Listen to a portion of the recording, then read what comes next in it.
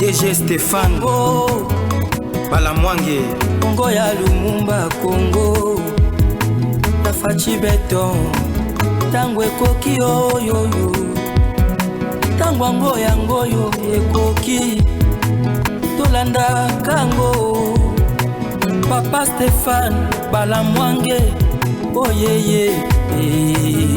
Le lieu est pour moi de réitérer en votre nom comme à mon nom propre nos félicitations ainsi que nos vœux de plein succès au président élu, M. Félix Antoine Tshisekedi Tshilombo.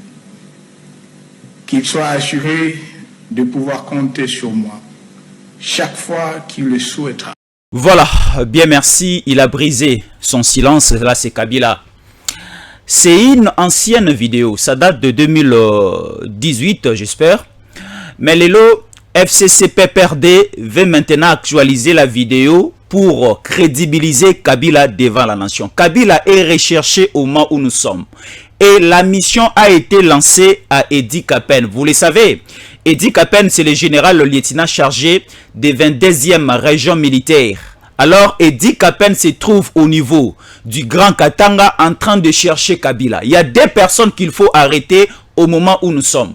Il faut arrêter Kabila, il faut arrêter aussi Moïse Katumbi. Et hormis ces deux personnes que nous venons de citer, il faut aussi chercher à arrêter Corneille Nangaa et John Numbi. Si nous réussissons à arrêter ces quatre personnes que je viens de citer, le Congo va évoluer de la manière dont Toaliko pensait. Mais si ces quatre personnes continuent toujours à être libres et le Congo continuera toujours à nager dans la difficulté au Congolais baliko vivre na yango. Parce que aujourd'hui, il y a une instabilité à taux de dollar parce que notre économie et Simbami et pas à Kabila. Kabila, pendant qu'il était président dans ces pays, à Ibambon à Congo, à Simba économie à Congo, les Chinois que nous voyons, les Indo-Pakistanais que nous voyons, le Libanais que nous voyons dans les kin marchés, dans des boulangeries, dans les alimentations et tout consort, ce sont des biens et des entreprises privées à Kabila, mais à Tchamindele on a pas géré à la place naïe. Alors ces étrangers, Bali Kochaba pris de la manière dont Obango Balingi. Aujourd'hui, Félix Antoine Tshisekedi Tshilombo est réélu président de la République. C'est une première au monde. Je peux le dire aussi, c'est une première en Afrique. Automona, un président de la République a une élection, il y a tour Moko. Parce que l'élection est salami à tour Moko, il y avait plus ou moins 26 candidats présidents de la République, mais Tshisekedi a raflé plus ou moins 73% selon les informations à CENI. Mais si qu'on la 5 à notre surprise, 5 le but que CENI va calculer malamouté, Tshisekedi a 80%. Or, la 5 a été soutenue au départ par... qui encore, le nom m'échappe parce qu'il est étranger, le nom m'échappe, par Moïse Katumbi. Moïse Katumbi avait disponibilisé des moyens, avait disponibilisé des enveloppes d'argent pour que 5 ans sur terrain, va déployer des témoins, va déployer des observateurs pour que va dribbler au finish na ba résultat oyo Seni et largué sur terrain. Mais maintenant Katumbi et Ambongo baza contredit. Je vous l'ai dit, c'est une prophétie, ça va arriver. Abbé Donatien Chole, c'est le futur cardinal Ambongo Nabiso dans les tout prochains jours. Parce que Ambongo va descendre, Ambongo va chuter et Chole sera notre futur cardinal. Parce que Chole a fait une déclaration en félicitant Tshisekedi par rapport à la réélection. Ici au Congo, tout le monde est opposant. Jadis, bazalaki ensemble avec les deux Dupont. Martin Fayulu et Moïse Katumbi. Tout le monde ici s'est rangé derrière Félix Antoine Tshisekedi Tshilombo. On a vu et on a lu le message de félicitations.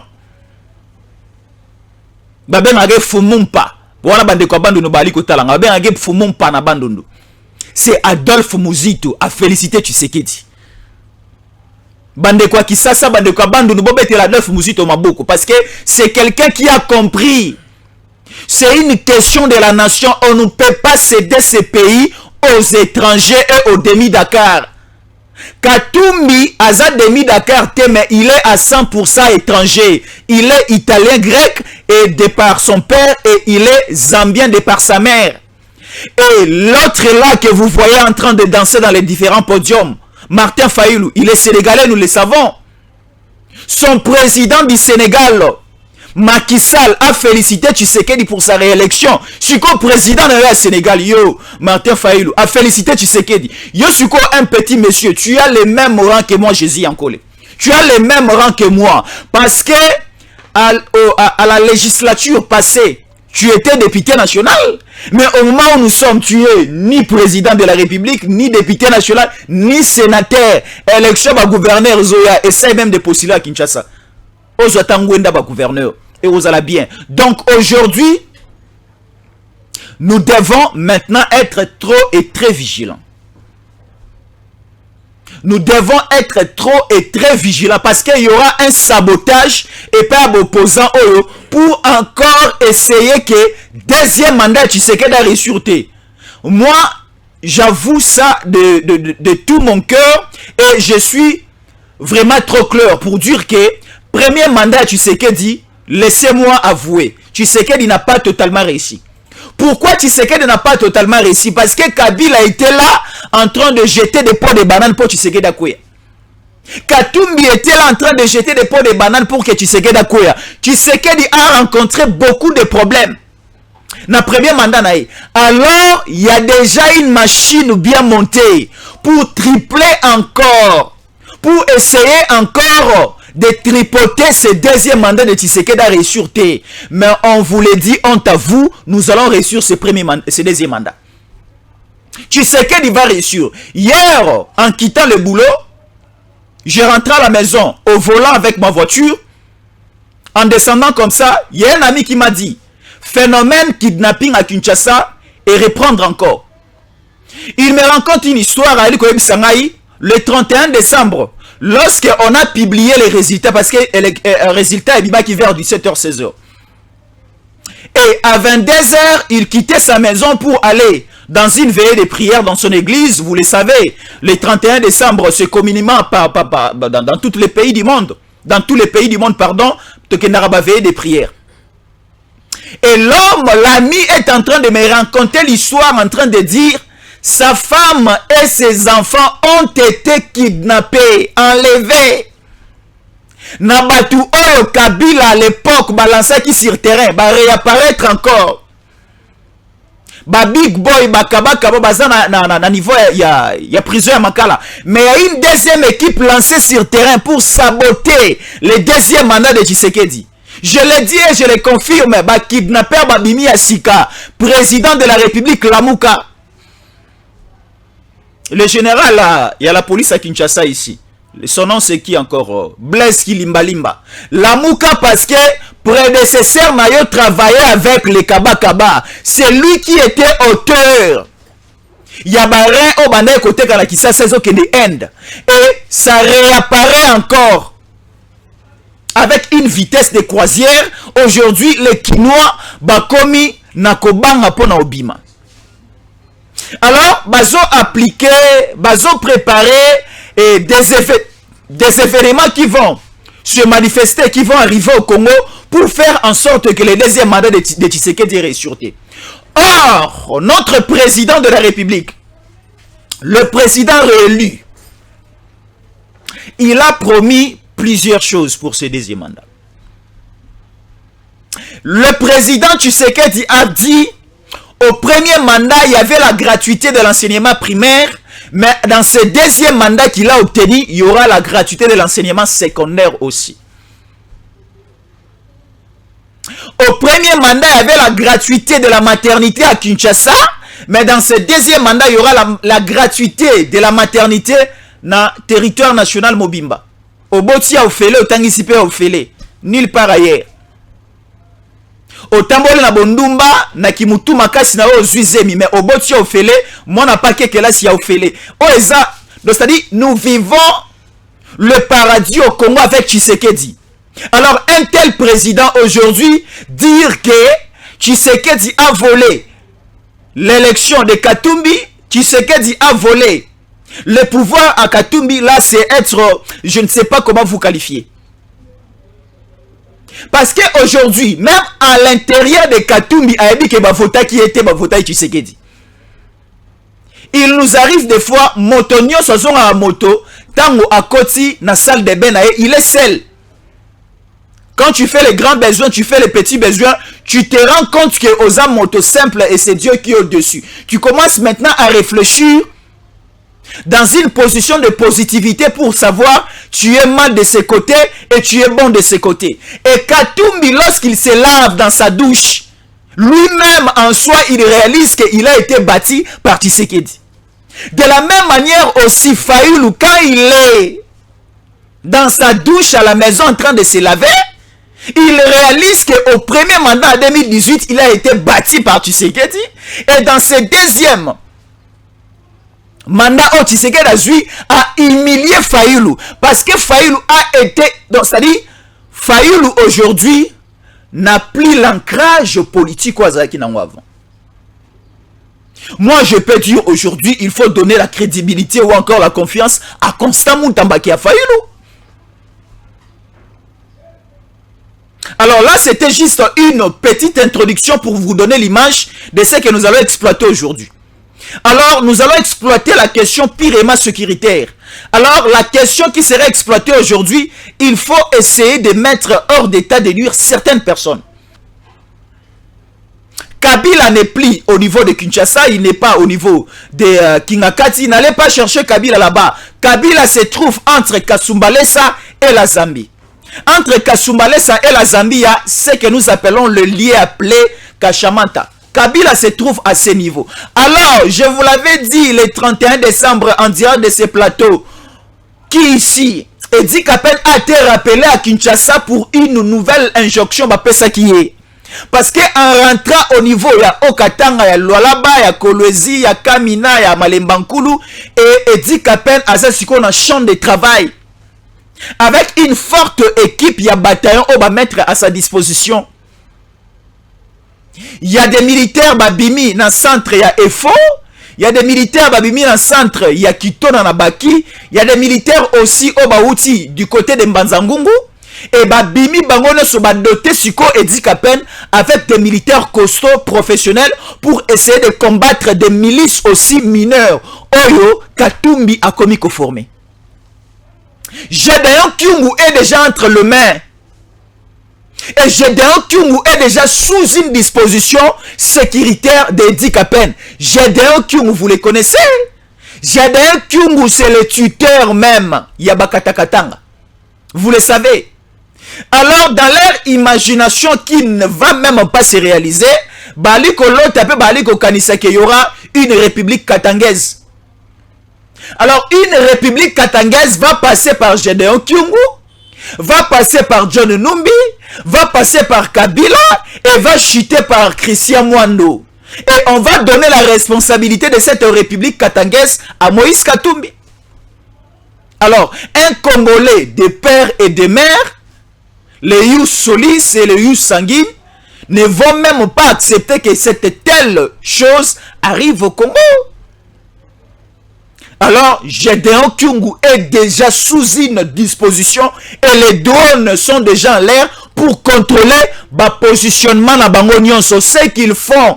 Parce que Katumbi vient de lancer un message. Tellement qu'il a compris que tous déjà n'aba informations sont liées à ce qu'il prépare.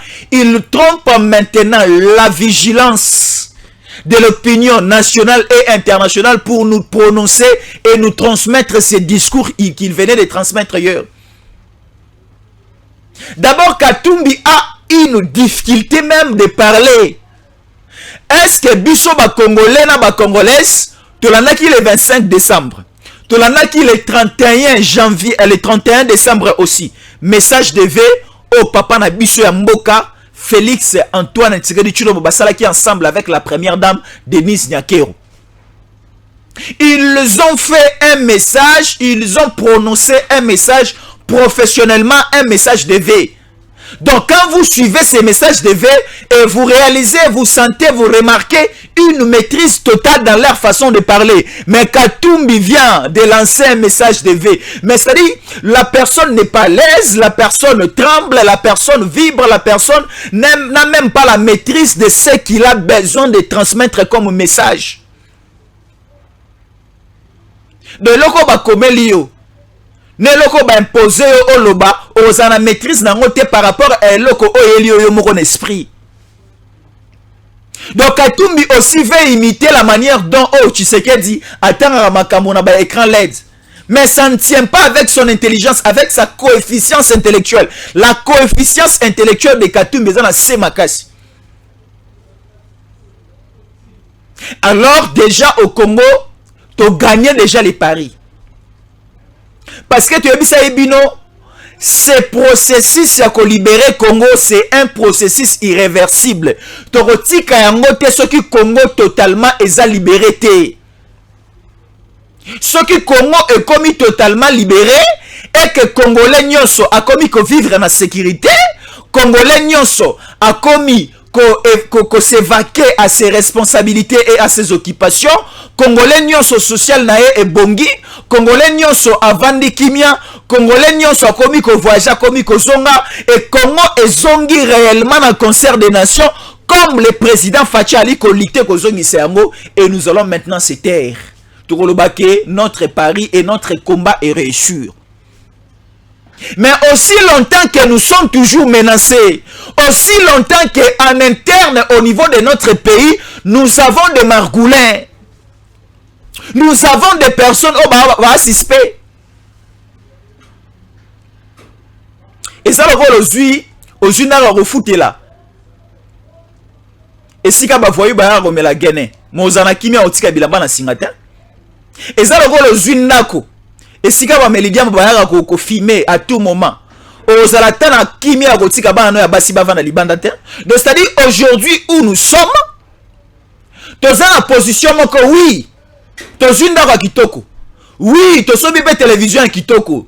Et nous avons besoin de provision. Parce que nous avons un chef, parce que nous avons un président congolais de père et de mère Tshisekedi. Mais tout autour de nous, il y a des margoulins. Tout autour de nous, il y a des personnes ivres. Batombilangwa baza tout autour de nous.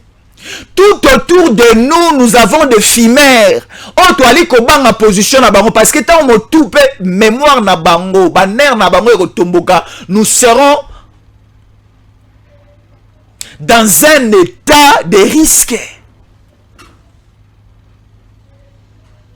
Parce que par abiso bangala baloba ke moto batami alekio mayele. Et si biso to sepeli ke to zui to réussir na combat na biso ya ko relire moi na mboka Tshisekedi comme chef de l'État. Mais mbongo na bango o ebele babebisi na campagne électorale o baloba que nous faisons une campagne électorale à l'américaine. Campagne électorale à l'américaine et produire suko nini. Na biso ba o to sali campagne na boatu. Na biso ba o to sali campagne na poussou. Na biso ba auto sali campagne na vélo qui sont maintenant des vainqueurs. Bino bo sali campagne na ba hélico, bo sali campagne na ba avion, bo sali campagne na ba paquebo, na ba bateau. Bo sali campagne na ba écran géant ali ko tambola na mituka. Bo sali campagne na ba condition au John Biden, au Obama, au nani lisusu Donald Trump passe la campagne. Vous êtes maintenant où besoin 18%, honte à vous. Biso de sali campagne na troti. Une fois j'étais à Goma. Namoni eza na vélo mo bande kwa Goma batambusa le nom m'échappe. Bosuanga bande kwa Goma wali ko tala ngai. Biso de sali campagne na ba vélo na bande kwa Goma. Eza le kwa troti boy. Biso de sali campagne de porte à porte. To sali campagne etando ekena ali koloba. J'ai convaincu des Congolais. Na convaincre ba Congolais. Na bisi ba Congolais tala. Nabisi ba Congolais, celui-ci c'est un étranger. Nabisi ba Congolais, cette personne va balkaniser le pays. Nabisi ba Congolais, cette personne est dangereuse. Nabisi ba Congolais, Kagame va prendre encore possession du Congo une fois Katumbi est élu président dans ce pays. Ba Congolais, faisons tous attention. Ba Congolais ba yoki bisu. tala ezalaka elengi makasi oboti bana bazo tosa pe bazo yoka yo tango papa lobi te bana pe bayoki papa lobi ke non bana na ngai bo bimaka pe me bosonga mo avant déjà à 16h bato to bana nyonso bana na ndako otali pe bo 15h30 ata mwana mwasi mwana mobali habité papa na biso akatela biso 16h bango déjà 15h59 basongi da ndako atolinga nde bana botosi ya bo siko biso ba congolais toto sani biso na biso c'est-à-dire Joël Kitenge a dit, Stéphane Balamon a dit, Jésus encore l'a dit. Côté kuna to ki bandeko bele balobi, to lobi ke non to voter kaka ndeko o azandeko na biso, to voter ka congolais, bandeko bayoki biso, ba congolais bayoki biso. Surtout plus bandeko a diaspora. Bandeko a France, bandeko a Belgique, bandeko ya quoi encore, bandeko a Canada, bandeko États-Unis, ba sanctionner étranger. Tala, batu baye bara mboka o makasi lokola bandeko bazana étranger ba ate. Bato ba na information makasi koleka makasi. Lokola bato bazali banda ya mboka na France, na Belgique, na États-Unis, koleka biso kutu bato za awa. Mais bandeko ba comprendre que badongolo miso o bazali koyenga kwa luka pouvoir na mboka na biso balingi ba remettre nde pouvoir na maboko ya Kabila yango na Kabila zolo bate. Kabila a déjà tous les moyens, Kabila a déjà acheté des munitions, Kabila a déjà acheté des chars de combat qu'il a mis à la disposition de son fils politique Corneille Nangaa, et c'est pour cela Corneille Nangaa langwe masanga wana ya Kabila. Pour nani parce que papa Tshisekedi a botolié bakare minier illégalement acquis. Boni ba bien oza ba bien public. Et ça le la moto moko na boulevard du 30 juin rotonga inda konaye. Oh non, ngala Monica Fola tonganda kudanga ana kati ya boulevard du 30 juin. Non, c'est un bien public. Wala za nzela l'état, nzela na ngai nzela na yo. Moto kwa kotonganda kuwana te fo to tche panzi likolo. Alors Corneille Nangaa azwa bakare minier na province ya grande province ya oriental. Azwa bakare minier kuna illégalement na masolo pe cop na bango molili na Kabila. Lorsque papa Tshisekedi est venu na ministère na biso ya mine na ba ministère na biso songolo pakala mais également aussi na ministère ya portefeuille balandei makambu, on a ravi tous les biens de l'État qui appartenaient aux individus. Il y avait même des personnalités sous le régime de Kabila qui bénéficiaient de 50 000 $ chaque mois avec les cartes Visa. Moi, j'étais ici, j'ai dénoncé et on a ravi tous les cartes Visa. Toutes les cartes Visa, dignitaire nyonso oyo, il y a régime à Kabila. C'est-à-dire, à l'époque de Kabila, Zalaki, ceux qui ont l'équipe la TV, au Sali Djalelo, au Kumisi Kabila, pèse aux cartes Visa. Carte Visa, on a partout où tu iras au monde, aucun en Chine, aucun à Madagascar, aucun en Singapour, aucun à Bangladesh, aucun en Nouvelle-Papouasie, aucun en Kazakhstan. Avec la carte Visa que tu as sous le régime Kabila, aucun partout au Bimisambong. Et on loge chaque mois 50 000 $ dans la carte Visa. Alors avec l'IGF, avec l'arrivée du président Tshisekedi, il commence à classer chaque brique à sa place et à son niveau. Voilà comment est-ce que le Congo commence à avancer. Aujourd'hui, la gratuité de l'enseignement, c'est par rapport aussi à la mobilisation des recettes dans toutes les régies financières.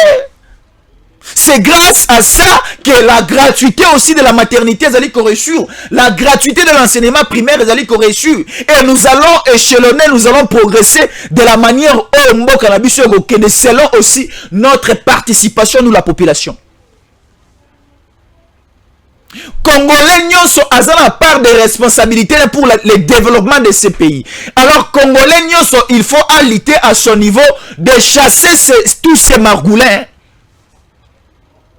Et dans ce second mandat de président Tshisekedi, on n'a plus besoin des hypocrites. Ce qu'on soit Kocha Maboko ou encore qu'on soutenir président Tshisekedi pour on soit posté au boyo. Tolingi bolingo intérêt. bolingo intérêt to linyango te. Et comme notre artiste musicien Ferregola, banani golona sur la pesi binombote. Ferregola a une chanson intitulée Amour et intérêt. Donc moi si yo bolingone mataramaka soko moni tokomi les 27, les 28, les 29, les 30 pour dire que kalamingi te mobala zo salaire.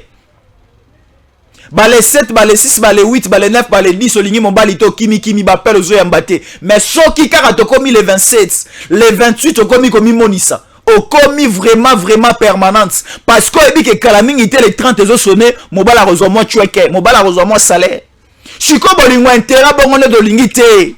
Et ça qui ont bâti campagne pour Katumbi parce qu'ils savaient qu'ils avaient la confiance que comme Paul Kagame est là, Katumbi va réussir. Mais si on chita si babiso ba congolais to beteli bango to pesi 73% et pas le président Fachi. Alors président Fachi doit choisir. Je l'ai dit au conditionnel. Président Fachi, il faut apprendre vraiment oya malamu cette fois-ci. Mais ma belle soudé. Baso qu'on maîtriser $2 te charge union sozonge pas président Fachi. Baso qu'on si sa guerre na SCT charge union sozonge pas président Fachi. Le président est là juste pour régner. Le président est juste là pour regarder, pour superviser, mais en soi, c'est lui qui gère le pays au quotidien. C'est lui qui suit les démarches du pays au quotidien. La démarche, du pays au quotidien, c'est le premier ministre. Papa Fachi, cette fois-ci, dans Sengi, est-ce que si tu as un premier ministre à moi aussi? Est-ce que si Namboka Nabiso tu as premier ministre à moi aussi? Parce que premier ministre Yambonamboka Nabiso Nayebi eza Patrice Emery Lumumba. Nayebi papa Tshisekedi Etienne Azala premier ministre, Antoine Kizenga Azala premier ministre, les détourneurs de Bukangalonzo Anani Matata Pona Azala premier ministre, Akimi Matata Pona Akimi na Burundi. Azasu Atakimi na Burundi. Il croyait que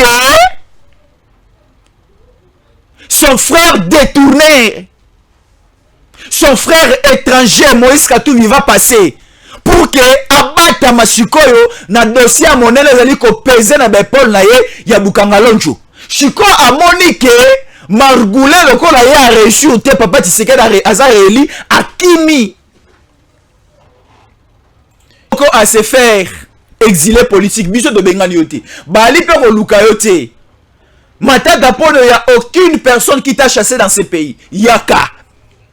Mais toujours c'est là au cas qu'en mois de mars, na cour constitutionnelle que nous samba.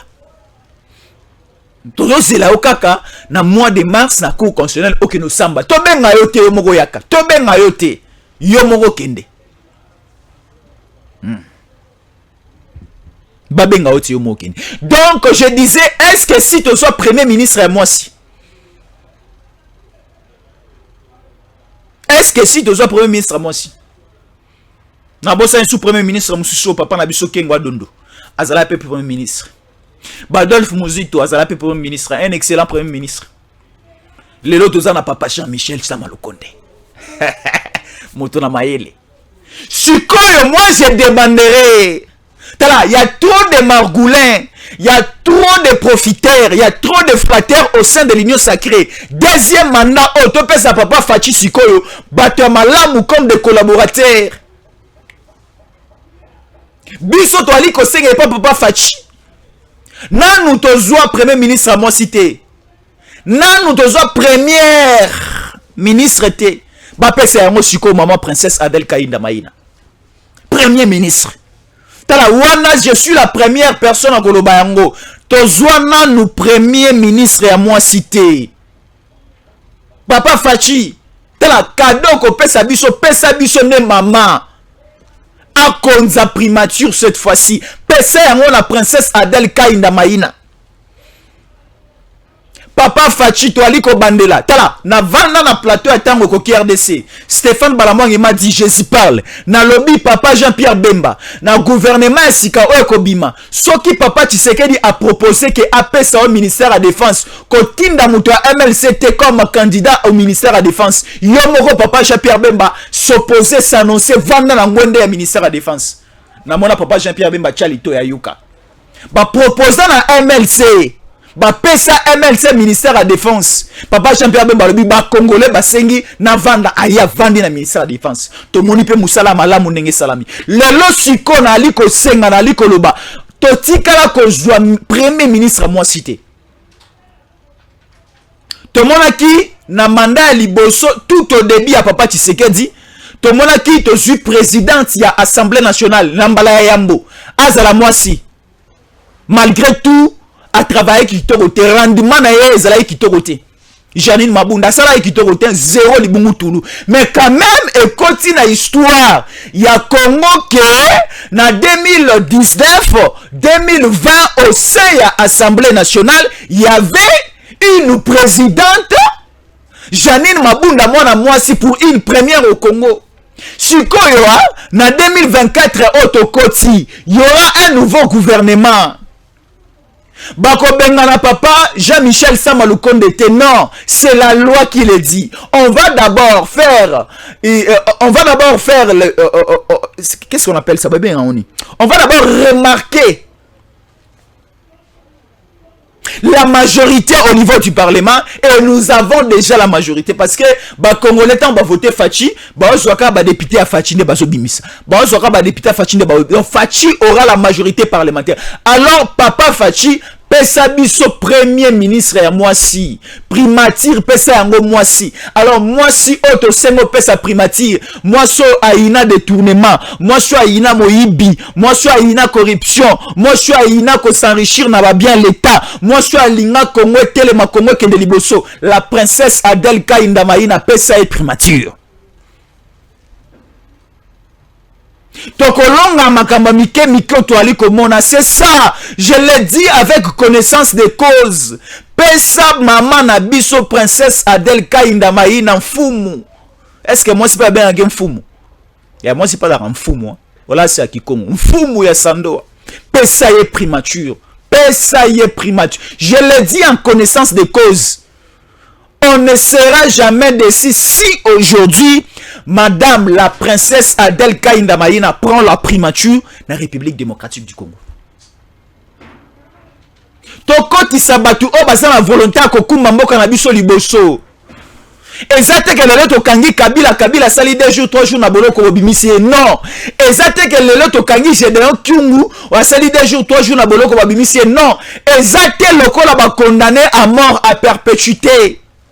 Mwanganchuchu boka kwa bini parce que le complot c'était Yago Bimisa Katumbi président pour Mwanganchuchu bino boloko mais on t'avoue Mwanganchuchu okufa kuna Mwanganchuchu akozo li mupe pa libanda te Mwanganchuchu akotikala ka suko mona Kigali a otikala ka suko mona sogini donc Mwanganchuchu va mourir là-bas au niveau ya Ndolo ba oh nyonso ba jour et nuit qu'on complotait pour tuer ce pays, pour créer, c'est-à-dire pour couper, balkaniser, et c'est-à-dire prendre ce pays, faire annexer ça au niveau du Rwanda, que ces pays ils sont encore sous une colonisation. Batonio sur la fois bakangama, aussi bakangama ba obimate. Ba obimate, donc je l'ai dit ba obimate. Et na remarqué le moment bon la fin de l'année oh. Na habité sobino pour remarquer moi. Na tikali comme na koyoka te papa Fachi a signé ordonnance moko ya grâce présidentielle bato ya boloko babima a signé te a signé te parce que bato noso baza na boloko bali ko mériter boloko. Est-ce que vraiment lelo Kongola ko fêter na esengo ayoki papa Fachi a signé mokanda ya grâce présidentielle Salomon Kalonda abima Mwanganchuchu abima nani lisusu aboyi ba o ba na ko boma bato bali ko longola barin babaka baka ba big boy banani lisusu abo moko déjà ya mwasa kima na Afrique du Sud.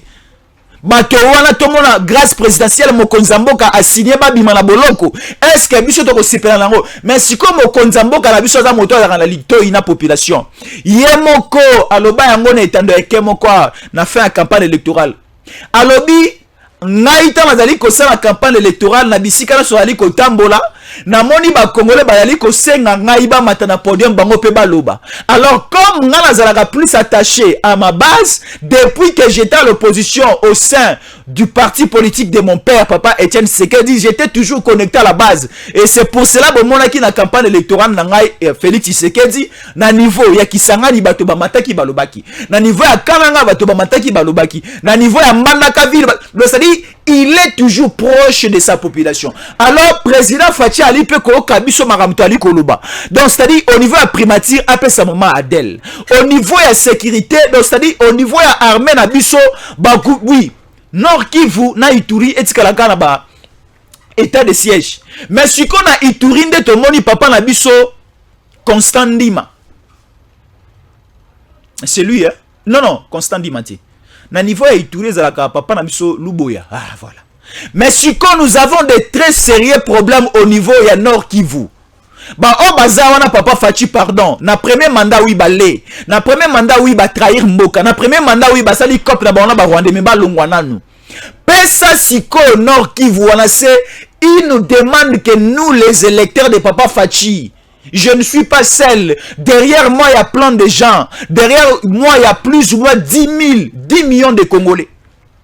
10 000, mais 10 millions de Congolais sont derrière moi.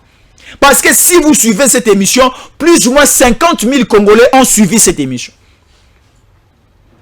Alors, on nous demande au niveau du Nord Kivu de mettre le général John Chibangu Chaman Sanka Bonso Bamusua Nebanjelu Neba Santo Bapesa yango Bapesa ye province wana Nenge Bapesi le lieutenant général Edi Kapen province ya Katanga Monene nous sommes bapesi yango pour essayer de coincer Kabila, essayer de coincer Gédéon Kyungu, essayer de coincer Christian Mwando, coincer aussi Katumbi. Bataboy omoni mutomabe, donc ça dit omoni Montosoki azara mutomabe, Montosoki azamuibi ou encore ceux qui moto aibi. Bah comme il a ba contrôler batu nous so baza sur place wana moto boromona comme il s'agiter à so l'est c'est que na zaneloko. Nous sommes au nombre de 20. Téléphone et bungi. Nous sommes dans une salle. Balobi ba contrôler ngana so ki na téléphone na tchena pocheté. Je serai prêt et je serai d'accord que ba contrôler biso atako longola biso bilamba. Atako tche biso maboko tina kata nzoto ba tche biso maboko parce que je suis innocent. Mais moto oh comment nazo s'agiter. Moto comment azolenga lokola Katumbi lokola Kabila sadi bango balinga ko vana suka mboka balinga ko vana place bazambe zalaka balinga ko vanda bisika moko ya sispe boni moto lokola ngana ko kene ko vana zamba lokola kingakati na ko luka ko kene ko vanda kuna na frontière ya Zambie na Kashamanta boni o kene ko kota na Kashobu bato balinga ko vanda place Zambe zali place Molile zali place Banyama bazali ce sont des personnes ba suspect ba malamute. Oui, mais non, pas tous les jours. Pas tous les jours. Bisotan la iba na mike, tozaki na moko banga moko boye, même à koleka devant cimetière. Mais le long la cimetière à Kitambo na Kisasa. Na cimetière à Kitambo na Kisasa, zo mona mwana 5 ans alali na ye na tombo. Mwana 6 ans alali na ye na tombo donc banga elongwe na mboka na biso. Ko banga elongwe na mboka na biso. Biso yake ozoleka na cimetière okangi miso ochelongi mopanzi omona kutute pona rolota ngona butu mais lelo na bana mike 18h 19h a tchena ye kingo na ye na tombo lokola coussin ko banga esili avant mwana na nzamba ya Yesu Masia zonga Congo ekobonga Congo ekopambo ma Congo ekokende liboso. Nous avons la foi, nous sommes déterminés parce que tona ba konza malamu. Parce que t'as nali kota la papa Facha Zawana, nali kota la papa Jean-Pierre Bemba Zawana, nali kota la loko la maman na biso, princesse Adèle Kainda Baïna Zawana. Nous avons de l'espoir que Congo va aller. Si que tu sais aussi miso na biso fongwama. Ministère à justice à Touroyo, baluka mutu mongo elumbe lumbe bachawana. Mutu elumbe lumbe o akoluka ke même la loi dit ceci, mais il faut appliquer une jurisprudence. Pour neutraliser Batumususu. Même si tu étais un ancien chef d'État, tu as des dossiers, tu as des trucs que tu avais fait pendant que tu étais chef d'État, il faut balander la Bakanga. Kabila a des sérieux dossiers.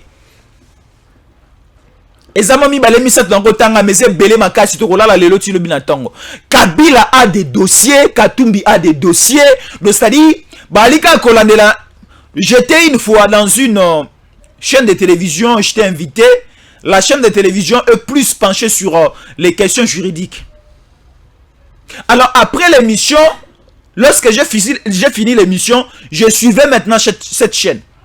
Namoni bali ko la kisaba dossier ndenge elekana na ba cours et tribunaux. Nali ko tala moto moko bazali ko sambisa ye kaka po ayibaki $1000 na kati entreprise. Donc ça dit frais de fonctionnement et entreprise bah pesa qui est $1000 pour les frais de fonctionnement pour acheter ceci, pour acheter cela. Et sur terrain, rien n'a été fait. Et rien n'a été acheté. On est en train de poursuivre la personne simplement pour $1000 détournés. Alors dans ces pays, nous avons des carrés miniers. Oyo ekoki faire vivre le Congo pendant 40 ans. Oh Katumbi a eu un espace il y a 6 mois. Bakare minier, richesse à Congo. Oyo ekoki kolesa ba Congolais n'espace il y a 60 ans, 40 ans. Katumbi a sinisi pa ibiango n'espace il y a 6 mois. Alors une telle personne, moi na azana katsa wenza ibi kwanga ibi bitabe. Bobelele moyibi bobetie pena kufa. Siko quelqu'un qui a volé tous les Congolais. Il a volé presque toute la richesse du Congo. Siko montaboba simbete. Soba simbi est comme un acharnement, soba simbi est comme qu'il n'y a plus l'état de droit, soba simbi est comme... Non, il faut arrêter ces telles personnes. Napoto, okoza na mbwana ona ndako, bomi mbwana ona ndako, yomo kobaye bakangi yo. Napoto, okoza na nyau na ndako zaliko bokolo, obomi nyau na ndako baye bakangi yo. Bande kwa poto bo contredire ngai. Siko à combien plus forte raison Kabila était dans ces pays à bomber la biso Floribert Chebeya. Kabila dans ces pays tout le monde bande ko na biso ba arma ba kufa la mboko. Kabila dans ces pays tout le monde ba Thérèse Kapanga la ba kufa. Kabila dans ces pays tout le monde ba Rosimu Kendi ba kufa. Na poto o gifle ka mona bakangio. Faire gola a bakanga epwani. Frère Egola a fait la prison en 2022. Il a même raté le concert. Il y a Wenge Musica BCBG 4x4 na Stade des Martyrs. Pourquoi? Parce que a gifla qui simplement moi na bakangi et pas mundele na poto. Si comme moto a giflé moi na bakangi na poto. A combien plus forte raison un papa père de famille Floribert Chebe a bobomiye et longona chauffeur na e bazana. Te bakanga bato nyonso bakanga bango tala ezala ba congolais musuba ovanda kimera so bakangi bato récompense mususu au ministère de la justice à rejoa non ça dit donc ça dit le ministère de la justice na biso bako ce qui s'appelle bako sepelisa ba congolais ceux qui bakangeli biso bato. C'est très important, c'est très important. Dans un voyage, si vous avez un bon chauffeur, vous êtes déjà rassuré. Mais ce n'est pas la totalité à cause de la rassurée. Il faut retenir, est-ce que Pineza Malamu? Est-ce qu'il y avait un bon contrôle technique? Est-ce que Mafuta la montée les Malamu? Est-ce que carburant aussi est suffisant? Est-ce que équipage, le chauffeur Baza Malamu, nous serons rassurés? Et ça a été que notre chauffeur moura le code de la route, ton chauffeur moura dans la maîtrise à volant, et nous sommes sûrs et certains que l'aura tout le monde qui s'assoit comme un moine. Non, cela ne suffit pas. Ton chauffeur à Malamu pour pas Tshisekedi. Est-ce que équipage est Malamu? Est-ce que carburant est au coca? Est-ce que ma foute à Bachaki n'a monté? Est-ce que moto de Tinara somba carburant à Tchaki maïbi à Tchaki essence? Est-ce que Moutou Kalabiso est réellement en contrôle technique? Est-ce que Bapine Bachaka ou Pépé? Est-ce que Jean Tsouana pèse Malamu? Chikoyo, au moment où nous sommes, chauffeur à Zamalam, quelques membres d'équipage ba malamu shikoyo. Nous avons des gens oyo baliko tia mafuta ya mabe oleba tia mafuta oyo eza lubrifiant baliko tia la biso mafuta ya mila mafuta huile na kati ya monteur. Est-ce que le véhicule va bien rouler? Donc c'est ça, il faut être bien rassuré par rapport à bateau baliko entouré biso et surtout par rapport à bateau baliko kambamboka, c'est très important. Merci beaucoup la bande de tout batali biso. Là, je suis en train de saluer quelqu'un qui me suit depuis la ville de Kananga au Kasaï central. Elle s'appelle Angelande Kenya Banka Jibantu Basipe Bazabatu. Basipe Bazabatu Angelande Kenya Banka Jibantu. Un peu Siembote Makasi et aussi mon vieux Jean-Marie Pongi Pongi depuis la France, na Lille na France, na Peshombo Tali Kota la Biso Kuna. Merci beaucoup d'être encore ensemble avec nous. Bandeko tout badali Kota la Biso. Na Pesipe Madame Sophie Ali Kota la Biso na Kisasa. De père et de mère, Madame Sophie, bah de père et de mère, nyonso bali kota la biso, na pesibino pembote, et surtout, joyeux Noël, bonne année, bah ve na biso makasi, na ba de père et de mère, o ba lobi ke tolongi tumba ya makasi, ya ko relire, ya ko tindi kafachi, a continuer ko kambamboka na biso, tomoni ba Madame Sophie bazali wana, o tuzali ko bete la maboko, tomoni ba maman Astrid Masengu, bazali wana depuis Canada, tomoni ba maman na biso Kapinga bazali, tomoni ba maman na biso Véronique, depuis Afrique du Sud bazali. Tozali ebele makasi bande ko père Lubumbashi bazali bande ko Kalemi bande ko Kolozi bazali tozali ebele ba de père et de mère toza éparpillé mokili mobimba o to bundi makasi pour que papa na biso Fachi azwa deuxième mandat bande ko na biso musumu tombo boza ebele Jésus encore la lingi bino makasi parce que bondima ki ko sangana na biso bondima ki ko bunda elongo na biso pour les lotos de victoire oyo ezali ya ngai Jésus Ankole ezali ya yo Madame Sophie ezali ya yo maman nabiso Véronica ezali victoire na yo aussi maman nabiso Astrid Masengu ezali victoire na yo maman nabiso Kapi ezali victoire na yo papa nabiso Mutombo ezali victoire na biso nyonso. Alors Tomi bete na maboko et to sungana et surtout to tikate lokola to longesi etumba wa makasi totika mboka te to continuer bitumba o parce que ce qui to meki ko tia maboko na sende to ra ko mona le souci ya mabe makasi ko komela mboka na biso. Alors Jésus encore vous dit merci et on vous dit de ne pas zapper, surtout de rester toujours fidèle à nos programmes parce que dans quelques heures nous allons encore revenir pour d'autres informations et surtout merci beaucoup. DG Stéphane Balamwange Congo ya Lumumba Congo la Fachi Beton tango ekoki oyo tango yango yo ekoki tolanda kango Papa Stéphane Balamwange oyeye